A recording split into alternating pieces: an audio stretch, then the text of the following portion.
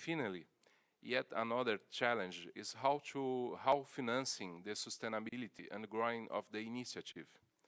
The model of sustaining the IXPs with the research from .br domain names have worked well until now, but maybe we need another approach to support the growing of the initiative. We would really like to hear some ideas on the issue of the financial sustainability for an initiative which have attained the size of IX.br in Brazil. Very well, thank you very much. I will pass the microphone for Jane from Internet Society.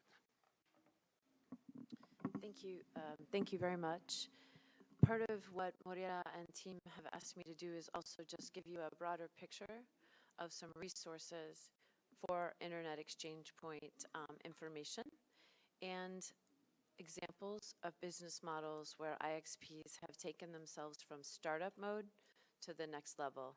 We call this leveling up, or in just any internet business or startup, it's the change from that startup phase to the more professional business phase.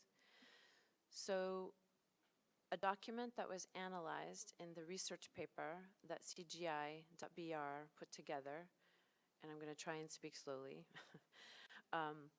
was the IXP toolkit that the Internet Society and many partners around the world put together. This is a collaborative document. We actually published it online as a collaborative piece, and it's open, it's alive. We hope to reboot more of it next year and add more to it. We have participated actively across the Internet Society and with teams for the best practices that were put into this meeting on IXPs. There are many people in the audience like Wim, Bevel, Mike Blanche, Bastian, and others who have helped put some of the data into not only the IXP toolkit, but other studies that have been done around the world. Yesterday, Bill Woodcock mentioned during a very good interconnection session some of the papers he has been involved with. An OECD paper which talks about internet exchange points and economic value. And also there's a very good Canadian study that Bill Woodcock did with another person that looks at the economics, because the Canadian ISPs were sending their traffic over the US border to connect with each other, which was economically not very stable. So our IXP toolkit, which is a living thing, explains the role of internet exchange points, their patterns of distribution, membership, how they're managed, how to get started, the economics, benchmarking, and case studies. The key thing for this panel is the question of sustainability from an economic perspective, which is also from a capacity and a community-based perspective. And it can be internal to the country and external with different countries that have successful IXP models from going from this next level up. I'm going to give you 3 examples of countries where I've seen some very significant changes in the business model. Those are France, Ireland, and Serbia. The very different models of IXPs and how they were brought together. And I'm going to do this in about a minute and a half, so we can turn to the experts on the panel to hear more about local experience and global experience. In France, we know that France IX was established and doing very well. They were passing about, I think, 500 to 800 megabits of traffic at one point, and they were not constituted with a board or a business board. They weren't charging as much, from what I understand, either to their customers for ports and cross connects and other related issues. They brought in a new manager to help professionalize the IX. And I know Bastian can tell you more about what they've done at AM6 to level up and become more of a business as well. But what they did at France IX was professionalize themselves more to attract more members to this more professional business. Many IXPs are start-up businesses, if you think of it that way from an internet perspective.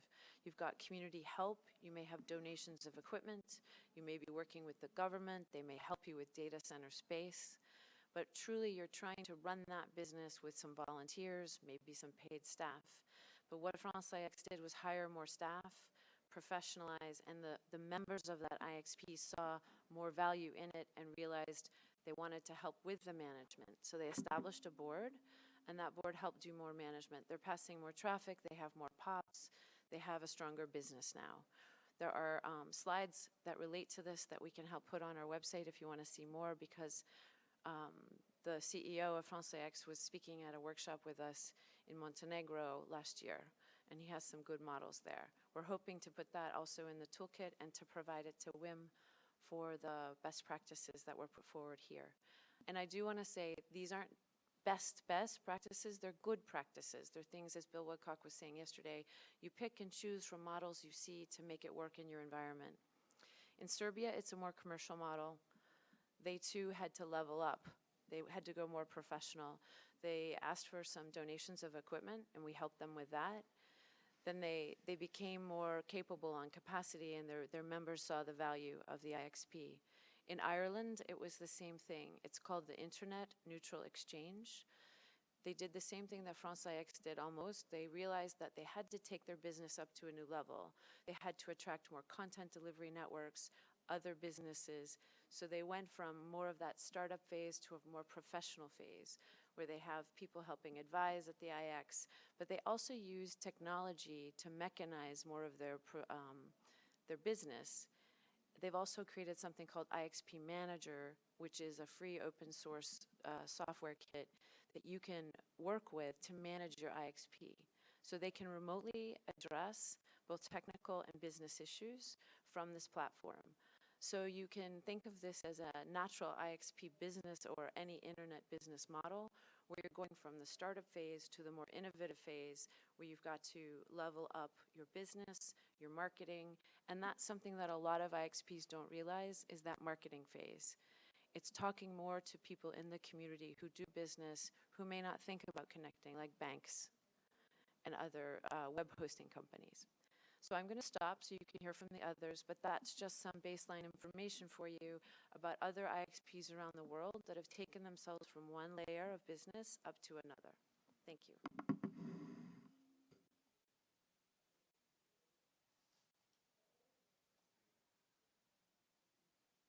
Thank you very much. I would like to pass the microphone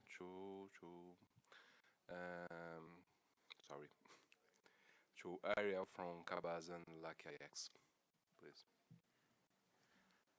Good morning, everyone. Thank you for inviting me to participate in this panel. I will share with you part of our experience in Argentina and our history, and try to, with this set, the point where we are in the discussion and in the discussion about sustainability of our model. We start our first IX in Buenos Aires in 1996. The discussion, 1998, was the first day that the Buenos Aires Internet Exchange Point started operating. Since that day to 2004, we have been 37 members, all of us ISPs, Internet Service Providers. During all this period, including the two incumbent telecommunication companies. Over all this period and also until now, we are based in a model, we are a non-profit association, and our model is based on the idea of recovering cost, operational cost. So every single month, we cover the expenses to run our infrastructure. The technical team was based on 3 technicians or engineers that belongs to one of different internet service provider, and they donate their time to set up and administrate the IXP in Buenos Aires. And we have been successful in the model, but the traffic that we exchanged until 2009 was very, very small traffic. And there was almost no more investment that we done at the time of the setup, because with a big switch that we bought it at the beginning. Uh, we cover all the investment that most of